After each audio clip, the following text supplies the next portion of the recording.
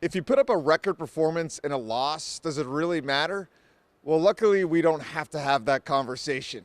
Let's give you some baseline thoughts from a Carolina 75-71 win over Miami.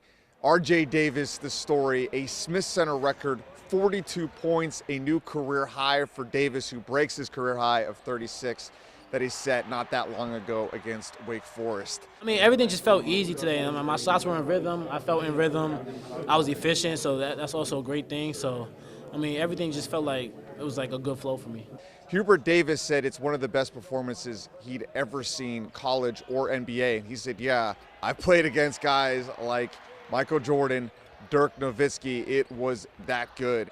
You know, when you're wanting to coach somebody, he's the example of what you want. I mean, it's just not on the court. He gets it done in the classroom. He gets it done in the community. He's a great teammate. He's the hardest worker. We had shoot around this morning. He was the last guy in the gym getting up shots. It wasn't just offensive, it was defensive as well. Davis was really getting in the mix, creating turnovers for Miami in the first half, and they needed that kind of defensive energy because Miami could not miss. 60% from three in the first half, 8 of 12. This game felt a lot closer than it needed to be, and that was kind of the theme of it. R.J. Davis scores 42. They needed every single one because after he hit his 39th on an incredible step-back signature three at this point, this building went absolutely wild. There were chants of RJ, MVP. The problem was they were up 13 and there were still 5 minutes to go in the game.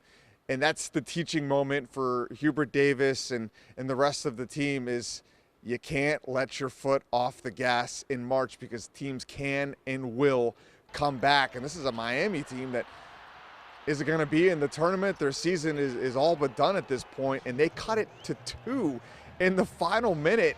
If it wasn't for a couple clutch free throws from Jalen Withers, Carolina could have lost this game.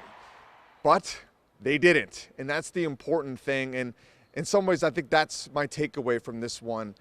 Carolina all season has had all the answers to the test, whether it's an R.J. Davis game, an Armando Bacot game, a Harrison Ingram game, a game where they completely lock you up on defense, or a game where they need a record performance to bail them out.